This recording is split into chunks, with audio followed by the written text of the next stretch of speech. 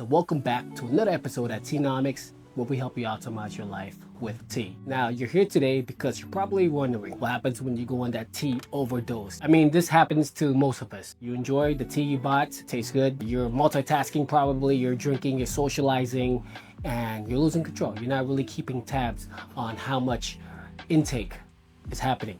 Even when I'm working, I'm drinking tea throughout the day. It's very easy for us to go over limit sometimes. So what happens is, due to the caffeine overload, you enter the state of uneasiness. Your mind actually starts racing. Some people's heart actually beats faster. Again, this is all because there's too much stimulation from the caffeine compounds, which is overworking your central nervous system. What's happening at the same time is that the caffeine is blocking the adenosine receptors, which is helping you feel a lot more alert. But then again, you're being alert yet unable to focus. Your dopamine level goes up, so does your norepinephrine. And that's what's causing your central nervous system to be worked. By the way, a quick self-introduction. I'm Andrew, the 4th generation family member here at UKT, a heritage tea brand.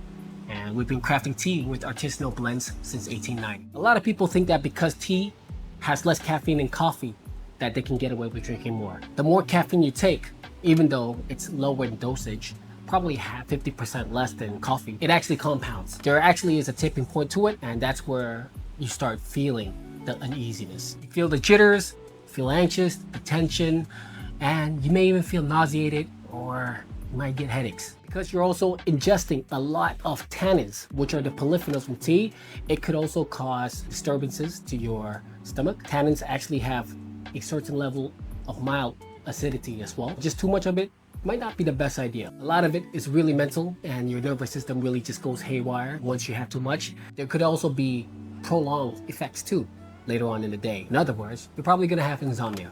Because the caffeine is still in your system, it's gonna keep you up at night. That's why a lot of people complain about not being able to sleep when they have too much tea. Well, that's a side effect to also be aware of too. I remember one Chinese New Year where I had 7 to 8 cups straight. And now this is all within 1 hour of tea. Oh, to add to that, different variants of tea as well. I'm pretty sure there were 3 to 4 different kinds of oolongs, some matchas, and even 2 different kinds of black tea in the mix. Probably over 1.5 liters of tea in just one session, like within 2 hours actually. I don't know what I was thinking, but hey, it was Chinese New Year. What happened after was, I had to just shut down.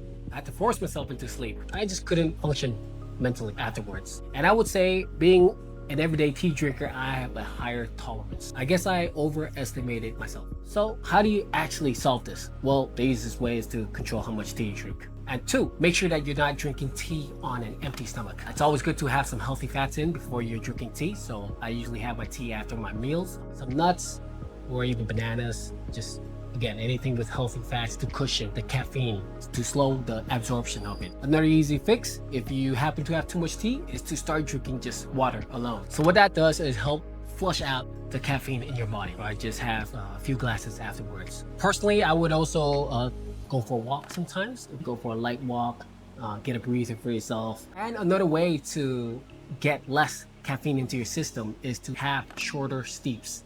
Therefore, there's less extraction of it from the tea leaves. So there are a lot of ways to kind of work around this while you're having tea. It's really up to you. Always find where your threshold is, see where that sweet spot is for you. Now again, everyone's biological makeup is different. You may be able to tolerate far less than I can. For most people, the average is around 200 to 300 milligrams of caffeine before they start feeling the effects. Drinking tea, it's always best to drink it in waves, not experience the whole flood of it in one go. Make sure you control. Be mindful of how much you had, and make sure you had some food before drinking your tea, especially the stronger ones like green or black. And try to not have too many kinds of tea in one session, because that will only exacerbate the symptoms. And another workaround is to just select the right types of tea with lower caffeine. So if you really are more caffeine sensitive, I would point you to the herbal teas. Avoid the darker teas, avoid matcha as well. Yeah, those have very high caffeine levels. And just use less tea for each session. Again, find what works for you, find that sweet spot. It's gonna take some time. Do a little journaling. I personally can drink a certain type of tea throughout the day if I pace, but it's always when you're trying to cram too many types of tea in one go. Yeah, that's when the problem really flares up. Try to not overbrew or steep your tea for too long, since that's just going to extract all the inherent caffeine and compounds like tannins. Space your sessions out. Enjoy the waves. And if you ever need to calm yourself down again, go for a walk.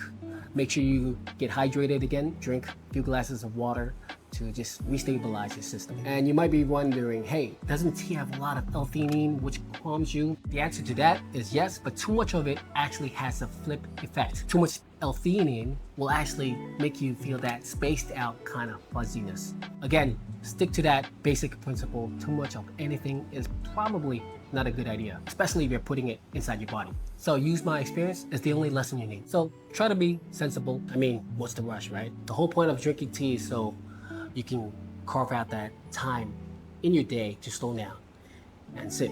If you'd like to learn more about tea, make sure you check out my other videos here too. Hit the like button, drop your thoughts in the comment section below. If you had any similar incidents like I had. I'm your host, Andrew here at Teanomics, and I'll see you on the next one.